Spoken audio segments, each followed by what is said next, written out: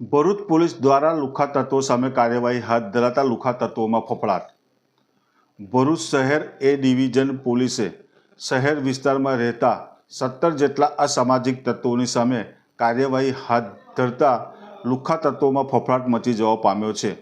Police વિભાગ દ્વારા ડીજીવીસીએલની team સાથે વીજ જોડાણોની ચકાસણી હાથ ધરવામાં આવી હતી, જેમાં દાંડિયા બજારમાં રહેતા કુખ્યાત બુટલેગર નયન ઉર્ફે બોબડાને ત્યાં વીજ ઓવરલોડ બાબતની કાર્યવાહી કરી વીજ જોડાણ કાપી નાખી 3.80 લાખનો દંડ ફટકાર્યો હતો।